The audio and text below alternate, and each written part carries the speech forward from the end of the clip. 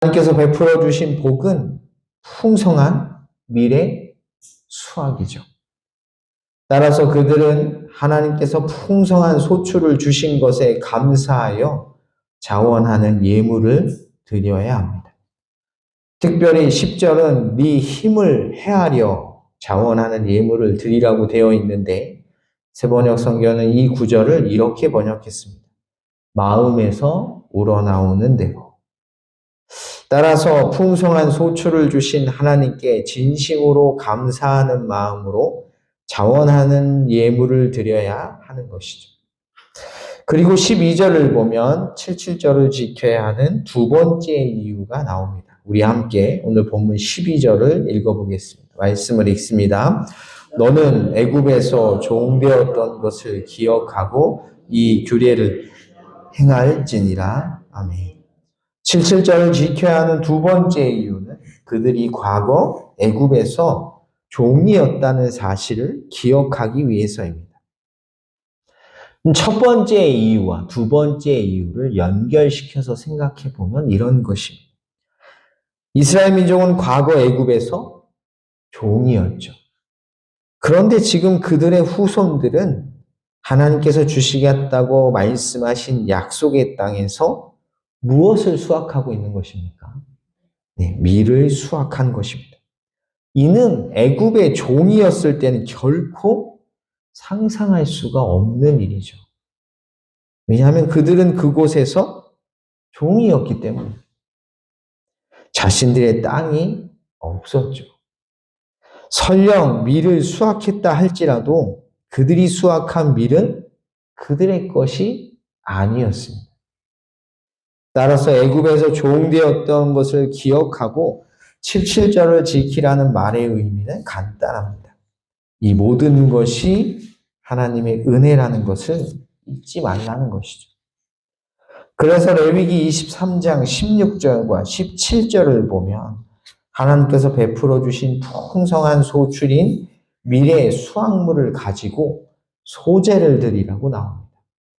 7 안식일 이튿날까지 합하여 50일을 계수하여 새 소제를 여호와께 드리되 너희의 처소에서 10분의 2 에바로 만든 떡 2개를 가져다가 하나님께 드릴 것입니다. 그렇다면 이 절기를 신약시대를 살고 있는 우리는 어떻게 지킬까요? 우리가 앞서 살펴본 대로 77절은 그 기준이 언제부터입니까? 무교절이 끝난 날부터. 그래서 무교절이 끝난 때로부터 정확히 50일이 되는 날입니다. 여러분 50일 하면 생각나는 거 있으세요? 네, 오순절입니다.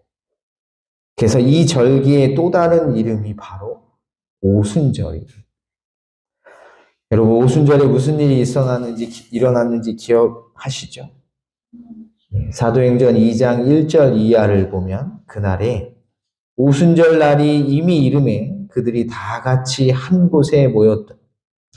호련히 하늘로부터 급하고 강한 바람 같은 소리가 있어 그들이 앉은 온 집에 가득하며 마치 불의 혀처럼 갈라지는 것들이 그들에게 보여 각 사람 위에 하나씩 임하여 있더니 그들이 다 성령의 충만함을 받고 성령이 말하게 하심을 따라 다른 언어들로 말하기를 시작하니라.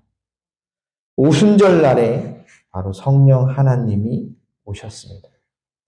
그래서 신약시대를 살고 있는 우리는 이 구약의 77절을 성령 강림절로 지키는 것입니다.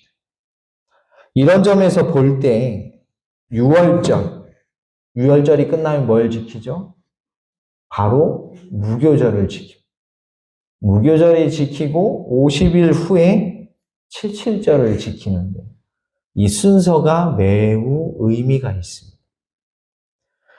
출애굽기 12장 23절과 24절을 보면 6월절을 왜 지켜야 하는지 이유가 나옵니다. 여러분 다 아시는 것처럼 여호와께서 애굽 사람들에게 재앙을 내리려고 지나가실 때 문인방과 좌우 문설주의 피를 보시면 여호와께서 그 문을 넘으시고 멸하는 자에게 너희 집에 들어가서 너희를 치지 못하게 하실 것입니다.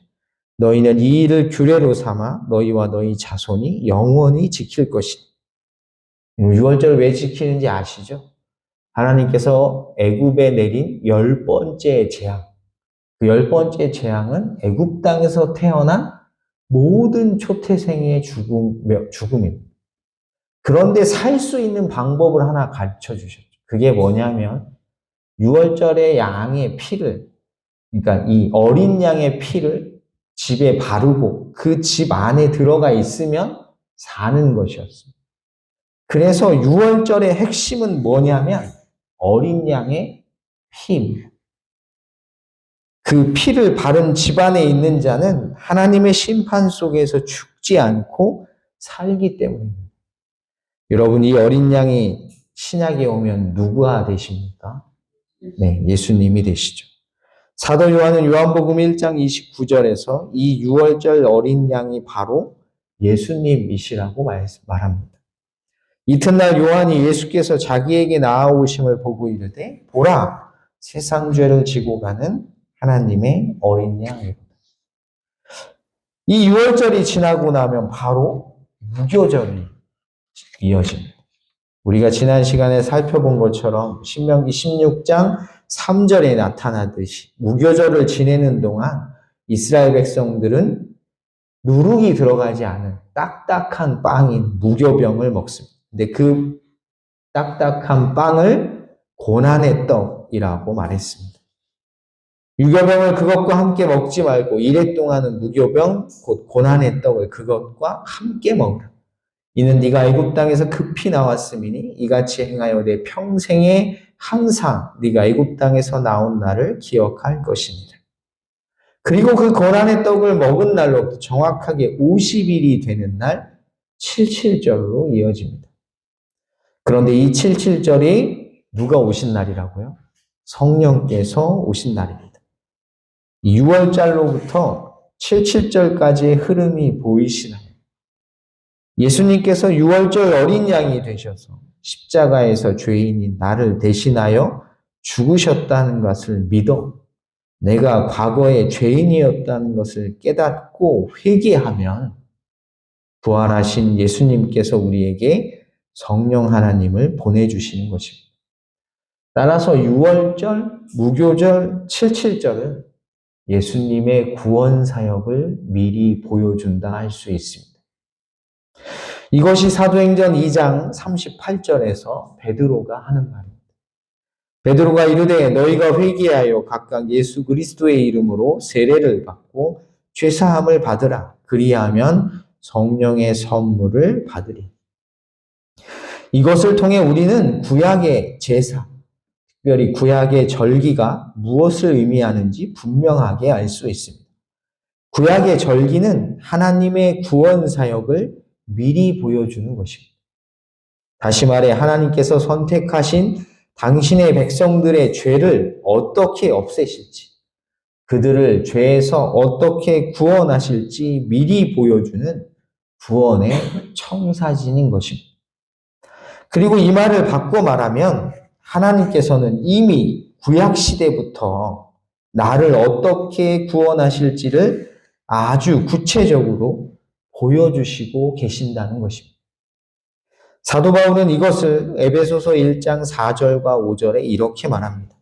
곧 창세전에 그리스도 안에서 우리를 택하사 우리로 사랑 안에서 그 앞에 거룩하고 흠이 없게 하시려고 그 기쁘신 뜻대로 우리를 예정하사 예수 그리스도로 말미암아 자기의 아들들이 되게 하셨습니다. 이 세상을 창조하시기도 전에 나를 그리스도 안에서 당신의 자녀로 선택하셨다는 것입니다. 그러니 구약 시대에는 이미 그것에 관한 구체적인 계획이 드러나고 있는 것이죠. 그리고 그 계획의 절정, 그게 언제입니까? 예수님이 이 땅에 오셔서 십자가에서 죽으신 때입니다. 따라서 하나님께서 나를 그리스도 안에서 구원하시는 것은 우연히 일어난 사건이 아닙니다. 창세전에 하나님께서 계획하신 일이고 이 세상이 만들어진 그때부터 쉬지 않고 내가 너희를 그리스도 안에서 이렇게 구원할 거다 라고 끊임없이 가르쳐 주시고 보여주신 것입니다. 그리고 마침내 예수님이 이 땅에 오셔서 실행하신 것이죠. 따라서 나의 구원은 누구의 열심으로 이루어진 것입니까? 하나님의 열심으로 이루어진 것입니다. 하나님이 계획하시고 하나님이 보여주시고 하나님이 실행하신 것입니다. 그리고 그 실행의 은총을 성령께서 우리에게 가져다 주시죠. 그렇기에 우리의 구원은 견고한 것입니다. 여러분, 여러분의 구원은 내가 믿어서 받는 것입니까? 절대로 그렇지 않습니다. 내 기분이 좋으면, 내 마음이 좋으면 오늘은 믿음이 막 철철 넘치지만 내 상황이 좀 안 좋고 내 몸이 좀 안 좋고 내 관계가 좀 무너지면 믿음은 온데간데 없습니다. 내가 구원받는 근거는 그리스도입니다. 하나님의 계획과 그 하나님의 계획에 순종하신 그리스도의 십자가가 나의 구원의 반석이 되는 것입니다. 우리가 하는 건 그저 붙들고 의지하는 것일 뿐입니다. 그래서 심지어 우리는 하나님께 뭐라고 기도합니까? 내 믿음도 반석같이 해달라고 기도하는 것입니다. 여러분 이 사실을 진실로 믿으십니까? 이 믿음과 확신 위에서 오늘 나에게 주어진 삶의 무게들을 넉넉히 이겨나가십시오. 여러분은 하나님의 계획에 의해 아들의 순종으로 이 세상에 새롭게 태어난 하나님의 자녀들이십니다. 이 세상의 재물에, 이 세상의 가치관에 흔들리지 마십시오. 하나님 누구보다도 사랑하시는 주님의 자녀들입니다. 이 믿음과 확신 위에 기쁨으로 오늘 하루를 승리하시기를 주의 이름으로 간절히 축복합니다. 기도하겠습니다. 하나님 감사합니다. 오늘도 우리에게 주의 말씀을 들려주시니 감사합니다. 창세전에 우리를 구원하시기로 뜻을